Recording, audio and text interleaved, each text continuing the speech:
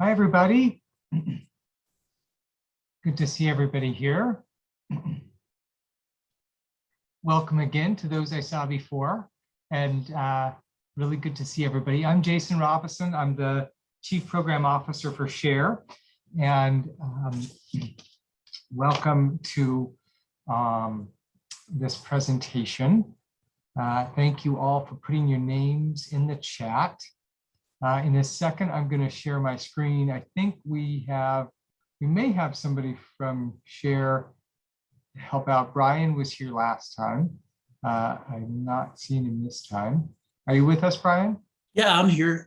Please, if you have any questions or have any issues, please enter them in the chat, and I'll be looking. If you have questions you'd like for Jason later, put them in there, and I'll keep a note of them for when he is able to answer some questions. We are recording this, and so if you are not comfortable with being on camera, just turn off your camera and rename yourself if that's how you would like to do that. And so just a second. So this is the peer hiring and career ladders, what actually works. Jason Robison is the program director at SHARE, the Self-Help and Recovery Exchange. Jason serves on the board of directors for Kempro and is the co-chair of the National Recovery Month Steering Committee. He has worked in nonprofit management for 17 years, focusing on peer services, education, recovery, housing, and health. So thanks for joining us, and go ahead. Go for it, Jason. Thanks. Thank you. Thank you very much, Brian. Welcome, everybody. And this is, I've adapted a presentation that we did for the Behavioral Health Workforce Development Project. This was a webinar for peer workforce investment and expanding peer organizational capacity grantees. So if you are one of those agencies, this may look familiar, but I wanted to have these slides because when we did the webinar itself, there were a lot of questions. It was essentially the beginning of a conversation. So I wanted to further that conversation for people to talk about how things are going at the end of this when there are questions and conversation about some of these issues, and then also expand the conversation, expand that webinar to a broader audience. And I've been really happy with the conference so far to see people from all over the state, and to have such participation with the LA County has been great, and some other counties are with us. So without further ado, let me share my screen, and we'll get into this. And let me hit the right button here. Here we go. There we go. Okay, so peer hiring and career ladders, what actually works. And Brian, I did send the career ladder to you. So if you could put that in the chat. If you're not able to, please let me know so we can make sure that everybody that is attending here gets it. That would be great. Yes, I'll put it in the chat right now and throughout the presentation. Okay, so there will be, look to the chat. There's going to be a link for a document that we use. I'll refer to it when we get there. I'll stop my slides and I'll bring that document up so you can see it on my screen and what it looks like and how we use it. And so there are a couple things with this. Being intentional around hiring, what we're looking for in hiring, and the process of hiring. And the process of hiring is going to have specific parameters around hiring within a peer-run organization and hiring directly through a county. A county-run agency is going to have its own parameters. HR is a separate thing, and we're trying to get HR from counties more involved in this process. So hopefully there's some standardization and expanded understanding within county HR departments about the specific needs of how we hire and what we look for in peer services. And what I mean is not that we're hiring people and we need to be sensitive because they have disabilities, because that's a legal standard that applies to every career field. That's the Americans with Disabilities Act, and lawyers and doctors and psychologists and social workers all have, some of them have disabilities that have the same protections. What I'm talking about is the distinct job role of peer service providers and how we hire for people that are going to be good at that, that's going to be aligned with how they can experience work, and that they are going to put into practice the core practices of peer support. So let's look at that a little bit. And I need to do this again, sorry. Okay, this event is being recorded. You are aware of that. And if you have questions and you want to raise your hand or put a question in the chat, Brian will be monitoring the chat, and I may or may not see questions as they come up. So if you have a burning question, you can unmute yourself and say, hey, I have a question about that. So best practices in recruiting and hiring peer workers. I will also say a lot of this also came from our work that was the supervision of the Peer Workforce Project, where we collaborated with Los Angeles County, the state of California, and SAMHSA, and we trained over 100 peer specialists and their supervisors in core practices of peer support and supervision of the peer workforce. And so these are some of the things that revealed themselves through that process. First, hiring people with lived experience who have at least a year of attendance in 12-step, Recovery International, or other self-help support groups. This is a great way of finding peer supporters who are aligned with peer services, because lived experience is one thing, recovery is one thing, and alignment with peer practices is another thing. If I have lived experience, my recovery might have come because I've got a great therapist. I found a great clinician and I'm practicing cognitive behavioral therapy or something else, and great, I've got recovery. My recovery in that example comes through a clinical practice. And when I then get hired as a peer specialist and I interact with people, it's quite possible that my own recovery experience through that clinical practice is going to emerge in my relationship with people I'm providing service to as a peer. When we look for people who already have experience in community-based self-help support groups, what we're finding is people who are already in an environment where recovery exists in a non-clinical setting. In self-help support groups, those are the most organic peer relationships because they exist where everybody has the same lived experience and there is no paid relationship. Nobody is paid to help another. Everybody is able to help somebody else.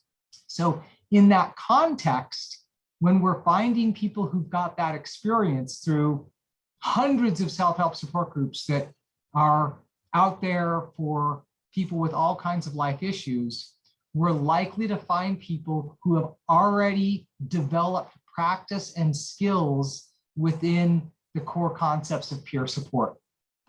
So hiring peer workers in recovery who have previously dealt with difficult life experience and serious mental health issues, that's really important as well. We're not asking for a diagnosis in a hiring process. What we're doing is developing a process where people, where applicants and candidates are able to demonstrate how they can perform the function of the job. And a bona fide function of peer support is self-disclosure. And when we are able to use self-disclosure across different areas of experience, it might be with experiencing homelessness, experiencing incarceration or hospitalization, we get a workforce that's able to connect with people that are looking for services across all those areas as well. Hiring trained peer workers, and before I move on, that second bullet point, one of the reasons that was there is that historically, counties and county HR departments had difficulties understanding hiring people with lived experience. And they were more likely to find people that they considered to be quote unquote okay, which meant they didn't have a more serious diagnosis. We're not looking at anybody's diagnosis. What we're looking for is their ability to use the competencies of peer support. So in that context, developing a process to document and allow candidates to demonstrate their competence in an experience with evidence-based peer services is really important. So I'll get to that in a little bit with some ideas and some practices on what that might look like in a hiring process. Even when people have that, this second part of the third bullet point is important too. Making sure that accessible trainings for evidence-based peer services and new exposure to new things, attending conferences like these, attending the National Association of Peer Supporters conferences, the Alternatives Conference, making trainings and making within the career field and within agencies and departments as a whole, the kind of bringing in the broad world of peer support is really important. So next, so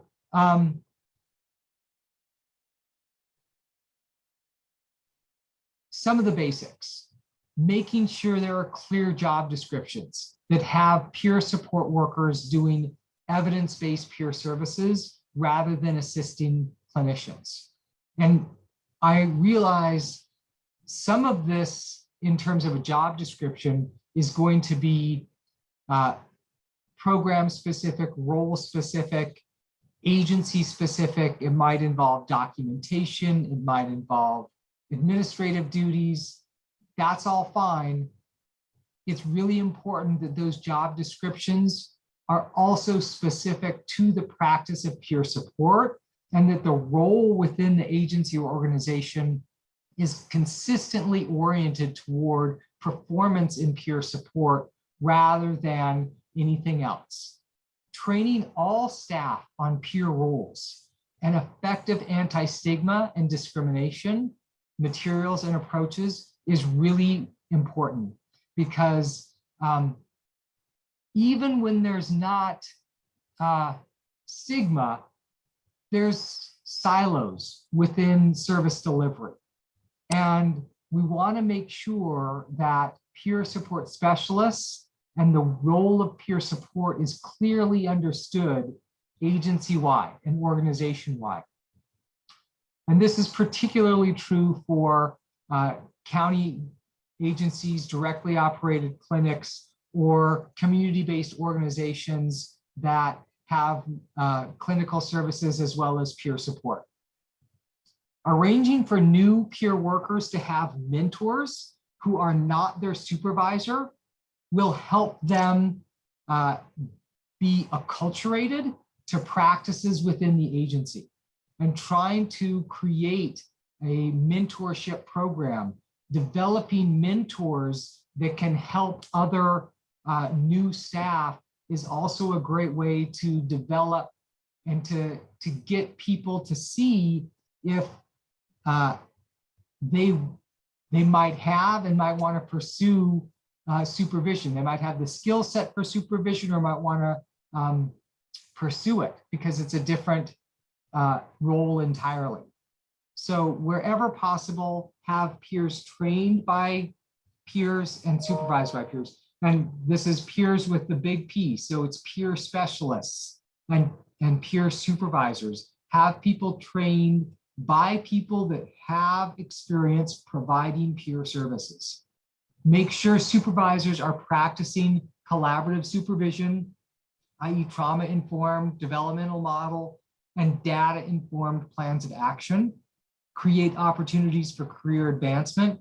One way is, clearly articulating how somebody can grow through the organization, both at a macro level in terms of roles and at a micro level that's specific to individuals. Making sure peer workers receive continuing education in peer services. Have agency leaders committed to communicating to all staff a clear vision of the peer role and specific implementation plan to support the practice of peer support. So a couple things about this. One is leaders, there's a way to cultivate leadership throughout an organization so that every voice is able to be a voice from leadership and is able to elevate the importance of peer support and how peer support works within an agency or organization's programs and services. Making sure that everybody in the organization understands that is clear and important in the outcomes of people receiving services. Research has shown over years that where organizations and agencies are aligned in the values of peer services work better and people have better outcomes. So identify when you're doing recruiting, identify job posting networks to reach appropriate peer worker applicants, such as posting job openings at community centers that offer self-help support groups. And I will also say really quick, I'm going to put something into the chat right now.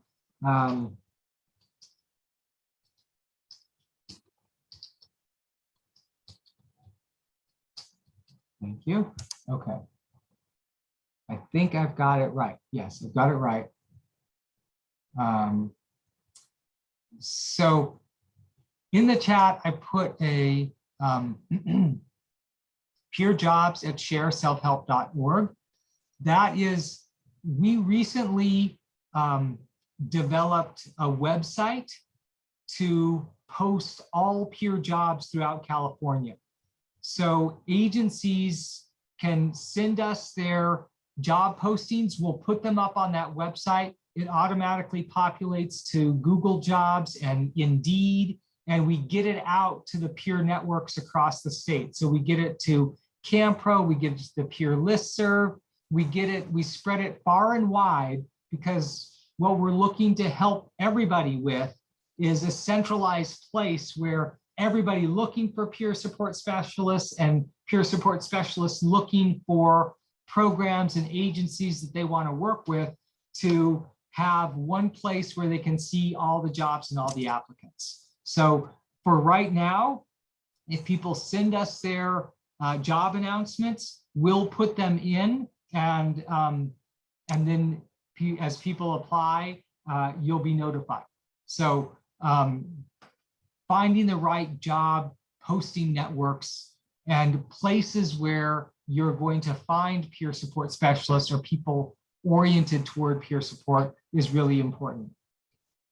In interviewing, make sure that anybody interviewing peer support specialists understands what the core competencies of peer support specialists are, so that they can look for, they're not looking for the lived experience, they're looking for the competence or the orientation toward competence of specific practices of peer support. using expert peer workers as supervisors whenever possible, with the understanding that supervision is an entirely different role and different skill set. So having, as I said earlier, I mentioned mentorship. Mentorship is a great kind of testing ground because it's a little bit different relationship than being a coworker or being a supervisor. And it allows mentors and agencies and organizations to see if somebody is a good fit for that skill set and that relationship. Making sure if anybody supervising peers and peer support needs to be trained in peer support practices. And it looks like Cal Mesa is requiring that through SB 803 certification. Supervision is also there's going to be a requirement that supervisors go through a supervisor training.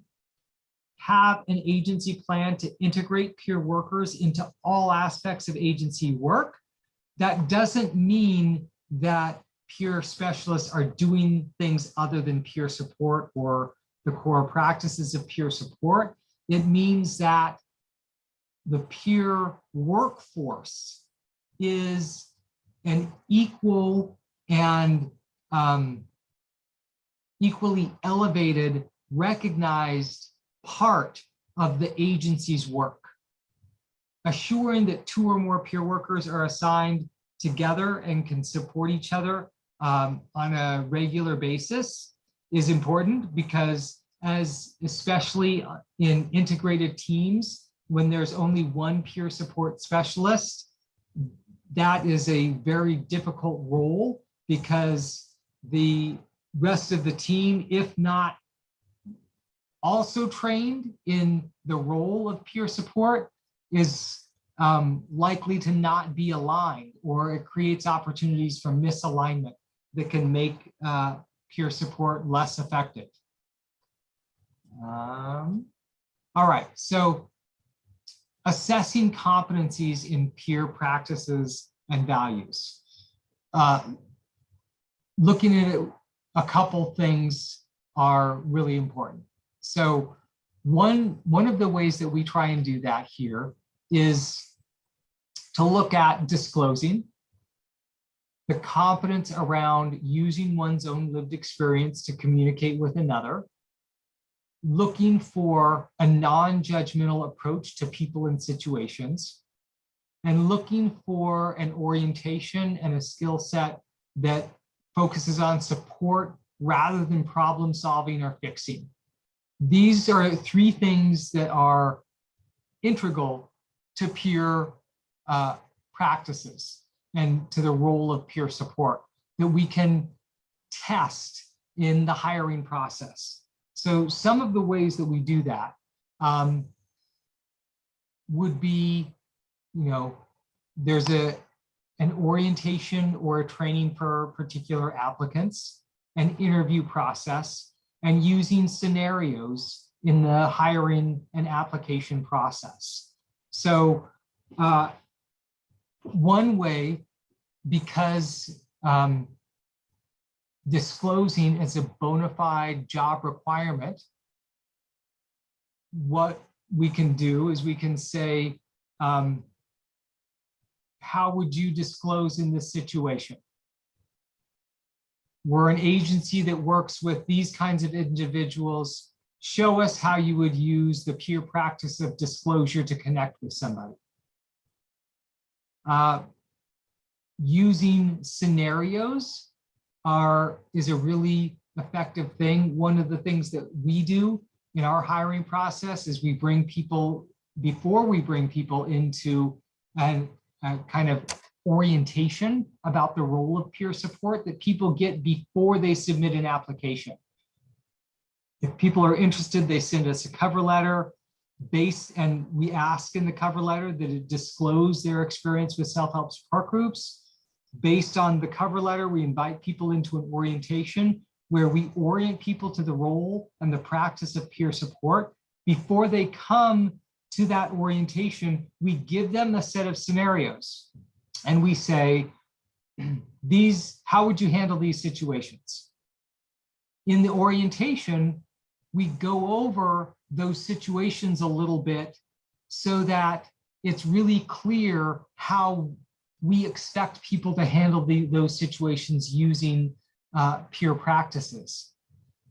After people apply, we give them their scenarios back and we say, now you've been trained in what we do, would you like to make any changes?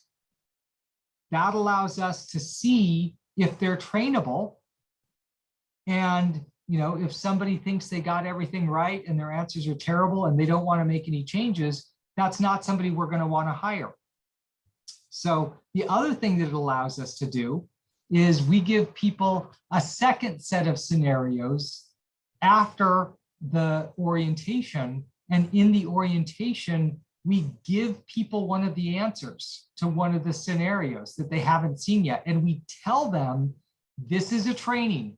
Take notes, do whatever you need to do, because this situation is likely to happen on the job. This is how we want you to handle it. Are you ready? And then we give them the answer. We give them an opportunity to ask questions. We give them an opportunity to take notes. So that's an exercise for us to allows us to see how trainable somebody is, and if somebody's able to put into practice the training that we're giving them. So that's something that's worked well for us. Let me go back really quick, because the interview questions also, having questions that are particular to each candidate. People might submit their own cover letter, their own resume. They might have their own work experience, their own scenarios. So we have questions particular to each candidate, and then a set of questions that are unique for or are the same across the board. And in those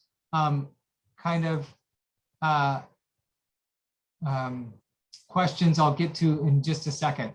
So the orientation itself, the other thing that it does is it helps people understand what working in peer support is like, because many people haven't done that. They might have been trained, they might have had an internship, and a day in the life of peer support in an organization is really, really important. So here is what I was looking for earlier. The questions for all candidates, developing questions that look at how people handle triggers, burnout, and self-care is really important. These are things that happen not just for people who are peer support specialists. In substance use services, in behavioral health services, vicarious trauma is a part of doing this work. And understanding how people deal with their triggers, their burnout, and their self-care is really important. Our interview questions for all candidates involve a role play kind of process where we're able to see and kind of put into situation how a conversation would happen that uses peer support practices. And we also want to see how people react to their own fear process, what happens, because in peer support, they're going to be in situations that they don't know how to handle. And we want to see how well they're able to process that kind of situation. And I'll say it might be a situation that is, when they don't know how to handle, they've got to do something and do it well when their supervisor is off site. And so understanding how they respond to the unknown is really important for us. So the scenarios we do pre and post, we have challenging situations, and we use scenarios to test trainability. So this brings us to the career ladder, which I'll share in just a second, and which we put in the chat. So now that somebody's hired, we want to orient them to what this career development process looks like. So tracking increasing responsibility of roles within an organization that looks at ongoing development of skills, knowledge, and competencies, responsibilities, and experience and requirements at each role, creates transparency where people understand that there's a pathway of growth for them, and they're able to identify independently areas where they think they need to grow and they can focus on. So let me stop sharing these slides really quick, and I am going to pull up the career ladder, so bear with me. Let's see.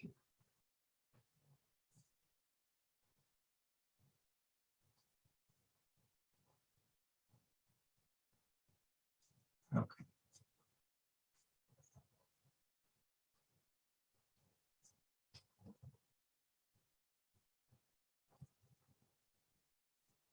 Okay, so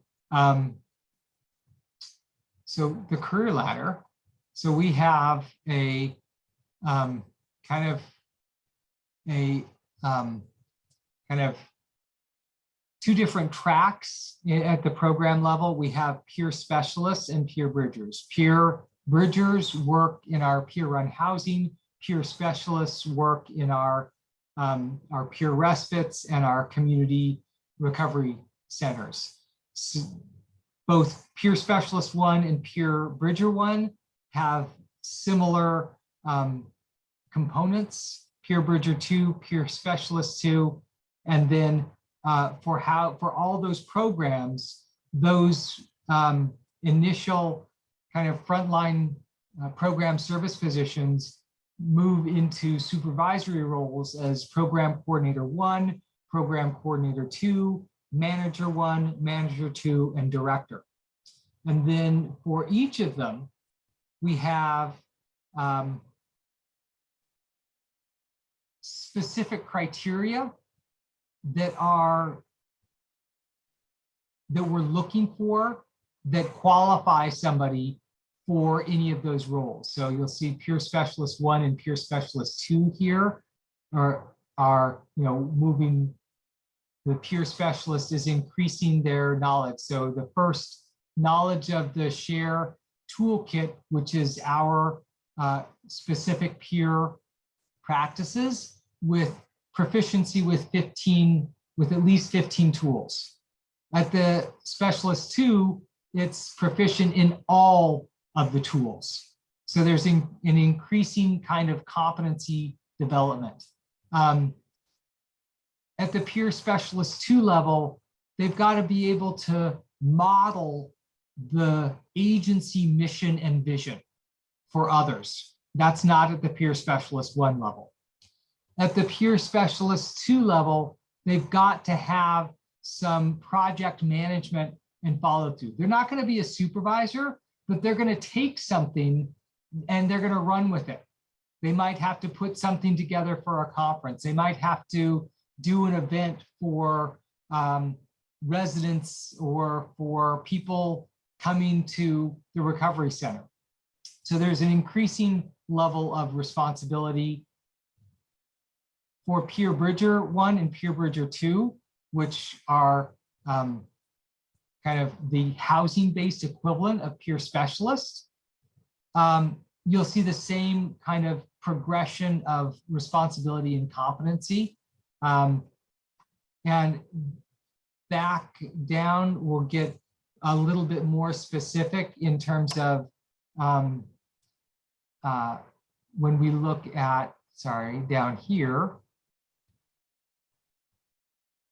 So for example, this area is different for peer bridgers than it is for peer specialists, because the responsibilities in peer-run housing are different than they're going to be at the peer respite or the peer center. At the same time, there's an increasing role of competency here.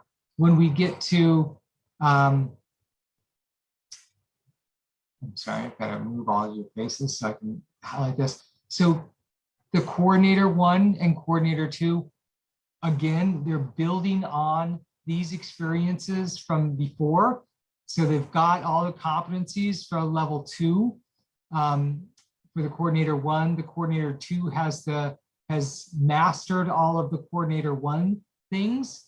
But when you look at a difference, between coordinator 2 and coordinator 1, we want in coordinator 1 an ability to teach, demonstrate, and develop proficiency in others' use of the toolkit. Coordinator 2, we're looking for a much higher level. We need a mastery not only of the tools, but of our policies. At a coordinator 2 level, people are going to have to know and be able to make sure that agency policy is followed. That's really important. So we're also looking for people to start expanding in and bringing in innovation. So we're looking for innovative and strategic thinking with problem-solving skills. We're looking for an excellent ability to develop others and identify growth opportunities. So growth at the individual level, so growth of peer specialists in the organization, and growth opportunities for the program, for the organization, is something that we're looking at. Going back all the way down here, we have manager 2 and manager 1 and director. So at these levels, we're looking for much more responsibility and knowledge. So for example, something that we're looking at a manager 1 level, an ability to identify program needs and find resourceful solutions. So within a program, the operation of a program or any one of our contracts, a manager's got to be able to consistently identify toward the needs of the program, right? So for example, for our peer-run housing program, we consistently have X number of vacancies so that we can move people into housing as soon as they call. If we don't have vacancies, we've got to open new housing so that we can have availability to move people into housing. The manager has to see what that need is in real time. And so we need to orient everybody as they come into the organization around those things. And as they go into that program, what we're looking for is people increase responsibility. So at the manager 2 level, beyond identifying program needs, what we're looking for is an ability not only to identify those needs, but we need people to be oriented to the function of that program within the larger system of care and how our agency and our mission approaches those things so that people can develop their own innovative strategies to improve our systems and programs. That's really important. And so we're consistently training people from the day, like the first time somebody meets their supervisor, they are given this career ladder to say, this is our career ladder. This is how people advance within our organization within peer support. At the director level, we're looking at, in addition to everything in 1 and 2, let me highlight a couple of these. So ability to turn adversaries into allies. We've got to have directors be able to go into spaces and advocate for the need for peer practices and orientation of systems toward peer support. An example is our housing program. Our housing program operates within a continuum of care that does not have peer support integrated throughout that system of care. So our housing director has to be able to consistently get other people in that system to advocate for the need of peer support rather than just us. that director's got to be able to strengthen those relationships outside of the organization and inside of the organization, right? They've got to be able to turn a partner agency that might be referring people to share collaborative housing because we're the only organization that can hire somebody that or house somebody the first day. They've got to turn that case manager into an ally, not only for referring people to share, but for the practice of peer support and the need for peer-run programs throughout that, the homeless services and housing sector. So this document is yours to kind of play around with, look at, and it's, it is, I know it's a lot, but it's yours to just pick apart. Take what you like, leave the rest. You're welcome to ask questions about it. But I think it's something that has helped us develop a clear path for people and transparency within the organization of what is expected of everybody in the organization within their role and the distinctions between roles. That's really important and helps everybody orient toward the values of peer practices, the need for peer practices within the greater system of services, and how they can contribute to that within the agency and within the whole system. So let me stop sharing this and go back here. Now I'm going to start sharing my slides again. And hold on a second, sorry. I want to give you the right slides. Okay, so that's the, okay, now I need to share that. All right, sorry. Okay, so that's the career ladder. That's a glimpse of the career ladder. You have it. This has been kind of like a brief overview. I wanted to save time for questions. So now we've got some time for questions. And I know that these practices are going to vary across agencies and where they're providing services. There's differentiation between community-based organizations and directly operated county providers. And at the same time, our goal is to develop some consistency in how we're recruiting, hiring, and training both peer support specialists and supervisors so they're oriented throughout this system toward the core competencies and core practices of peer support. And I will stop sharing now. And I see Kate has her hand up. So hi, Kate. Thank you, Jason. In one of the earliest slides, when you were talking about core competencies, you had a slide that had 3 things on it: disclosing, non-judgmental, and what was the third point? The third point was support rather than problem solving or fixing. Oh, thank you.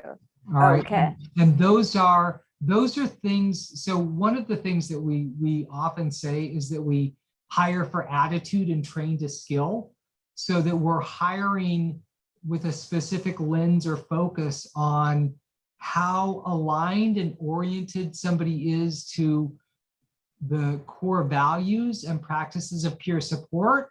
And we can take that and then train to skill within the roles within the organization.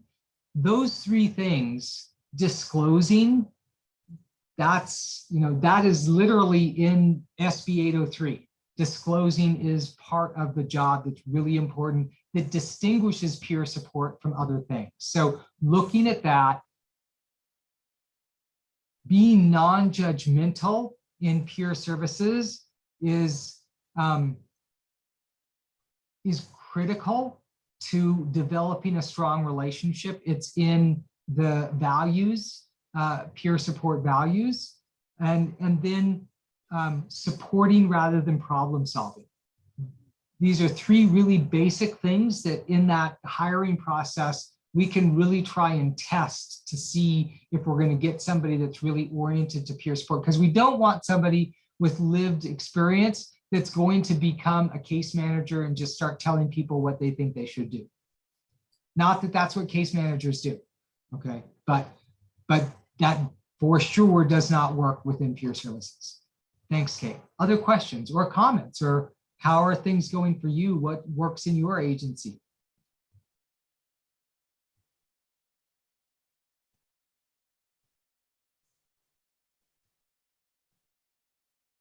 Everybody's waiting for somebody else to ask a question.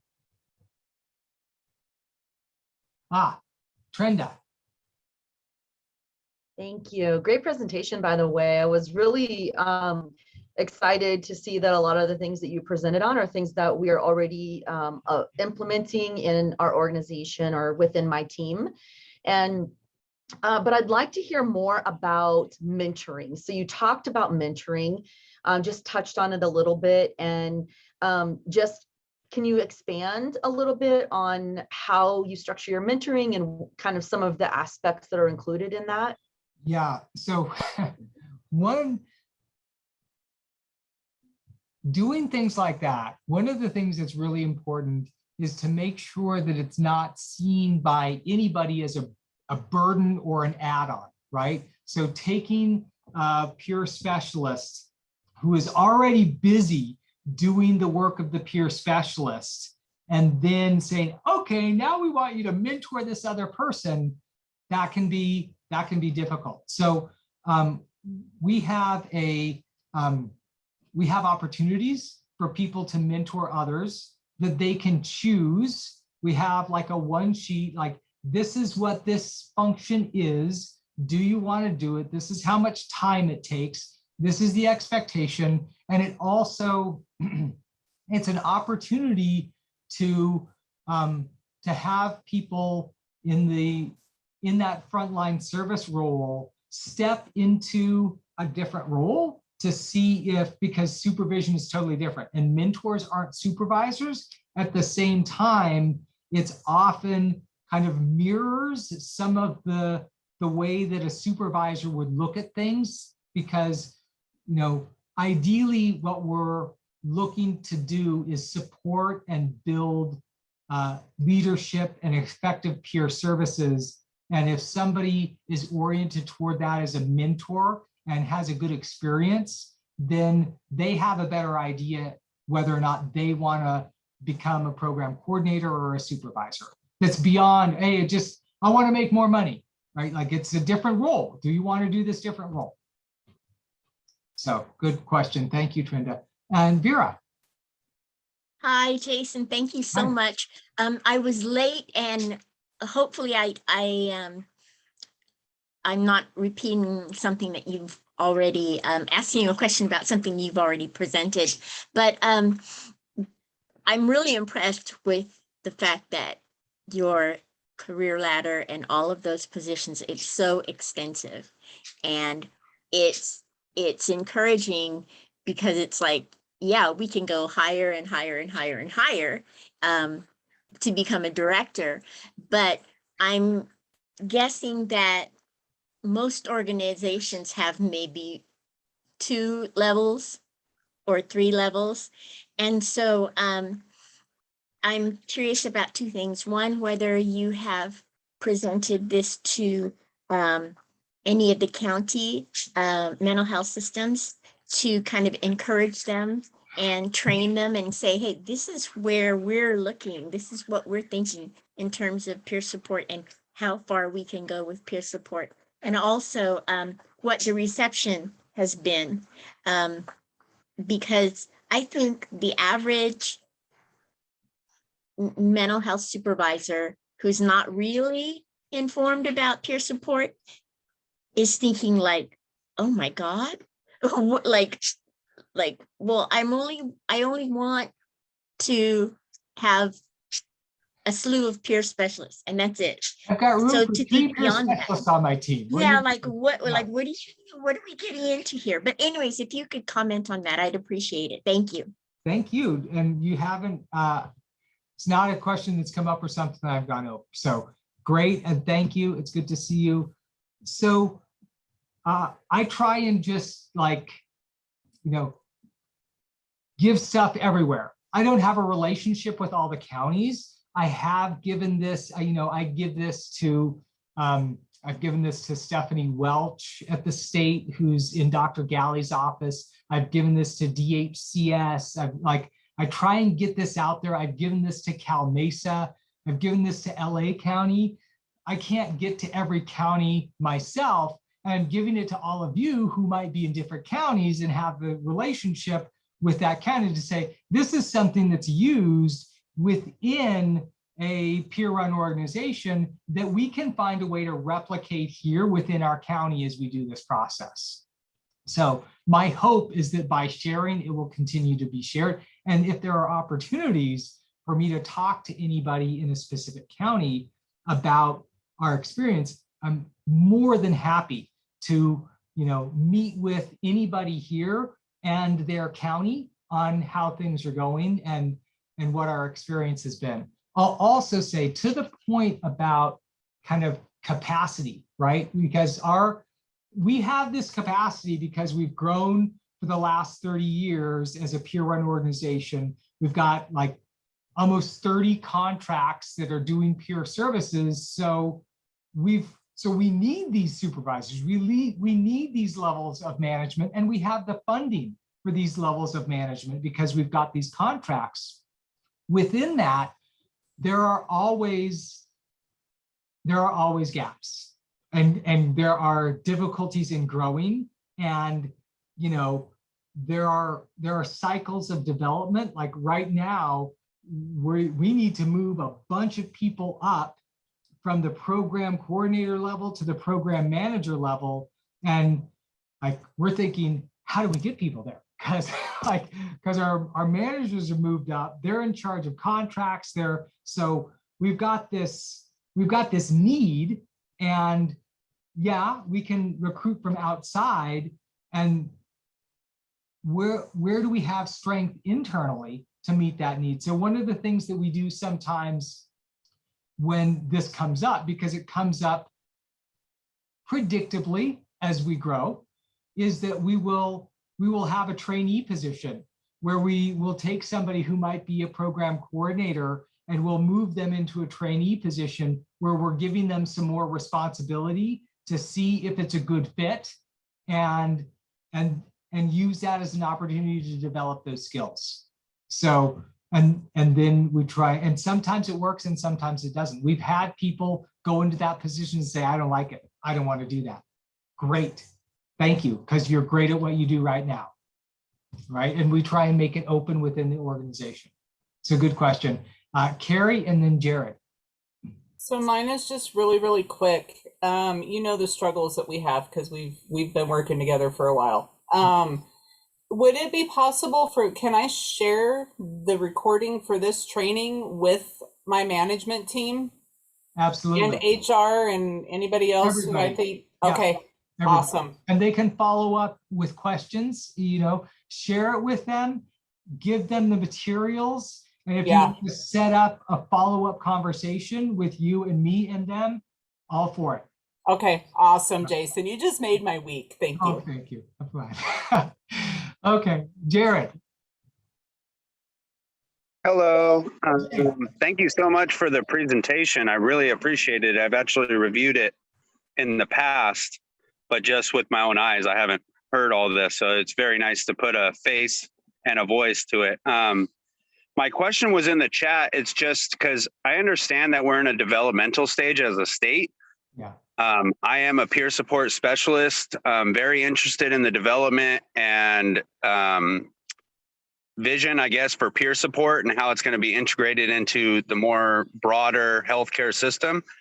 And it's a two-part thing. It's like I have a concern personally, and I have an interest professionally in how to best present the information to where it is not taken in a lackadaisical type of way, or kind of like, oh, here comes Jared again. Because in the last 2 years, I've become a trainer, I've become a coordinator, I've become a lot of different things. And often I'm referred to as a lead in peer support within my agency, but no additional training has been provided. Everything that I know has been, it's peerness. So you can find the information, you just got to look. But the personal concern comes from the feelings of burnout, the feelings of just like compensation, and just different things like that. And so my agency right now for the adjustment period, because the medical record isn't reflecting peerness, we're asked to be trained in terms of case managers for the time being until those codes come out, those job specific codes for peers, which is fine. But my concern is still letting leadership know that, hey, this isn't good long term to plant these types of seeds. It's only confusing everybody. So I guess my question is, how can I best present the information without being annoying, I guess, or being, do you understand my perspective? It's kind of difficult. It is really difficult. And I thank you so much for sharing your perspective, because it's more than a perspective, it's your experience. And it's often the experience in people in this role where there's uncertainty and where people are in a role of providing peer support as a peer specialist, or coordinating it, or being a lead within a system that is funding it from a different source, right? So we're going to use these codes that aren't peer specialist codes, and even within that system, even when there is a code for peer services, and those are now on DHS's peer support, or it's their peer page, I think. It's, if you go to if you Google DHCS peers, they'll have a page where they have their behavioral health information notices, and the codes that they're going to use for billing peer support are listed in that. So your agency, your county can start orienting toward that. Even within that, like whether it's, documenting services and maintaining alignment to peer practices is really critical. So one way that we do that as an organization, because we have funding that, is more for case management. We have one of our contracts is for intensive case management services. We don't have case managers. We have peer support specialists. So we have our peer support specialists do the peer services, call in what they did to a transcriber that enters what they did into that system, so that the peer specialist is constantly oriented toward peer support. And we're trying to bring in the process of peer support into that documentation system. Anytime we bill Medi-Cal, we'll do something similar. Within supervision, and kind of like to speak to, I think what I heard, and if I didn't hear it, I'm inferring it, so I want to speak to it anyway, which is the need for increasing compensation. Like, we can't just take people who've got the experience. Okay, you're the peer, so now you've been here longest, you're going to supervise everybody else. You might have great experience. Having some support on getting trained in the aspects of supervision is itself really important. And I know that as the state is looking to this, from the state's perspective, from Cal Mesa's perspective, they've told us that it's going to roll out after the peer support specialist training, but anybody that's supervising peer support is going to be required to train in supervision of peer services. And they've let us know that they've selected us as a trainer of that supervision training. So we will be putting together that trainer, and people will have access to that training. And hopefully with that training, it's not going to be a certification like similar to the peer specialist, but people will have gone through that training. And I will continually advocate for compensation for supervision of peer support to have equity with compensation for supervision of other services as well. So Vera, is that a new? Oh no, let me go to Paula first. That's actually a new one. Okay. But If let me I go to could just Paula say, first, because she hasn't had a chance to ask a question. oh, And then Carrie, if yours is new too, leave it up. If it's not new, put it down. But Paula, go ahead. It's a quickie. Okay. Thank you. Thank you for these details, adding so much clarity overall. I have a question about the toolkit. Is that something I can have a look at? Yes, and we are doing a training where we need people to get trained in the toolkit. So what I'll do is, can you actually let me put my email in the chat? Okay. Email me and I'll connect you with our training coordinator who can connect you with that. Thank you. Yeah. Okay. Back to you, Vera. Thank you. Okay, thanks again. The California Behavioral Health Planning Council met last week for our quarterly meetings, and the Workforce Education and the Workforce and Education Committee had recommended to DHCS that 50% of the peer supervisors be peers with, or in this case, certified peer specialists, which is a really huge step, but apparently there aren't enough supervisors who are peers. So the counties have to, kind of work toward that. But I think that's a really important step for career ladders, is to just say, listen, you have to put peer specialists into those positions. And that doesn't mean that other supervisors are not able to be supervisors, but the peer experience is very important in terms of development. So yeah, so I applaud you and thank you so much for your conference. Take care. Thank you, Vera. And yeah, I will say it's, somebody can be oriented and can have the skill set of supervision. Supervising any function, having direct experience, being the provider of that function, providing peer services is a really important component of being able to oversee it. So you're very right about that. Paula.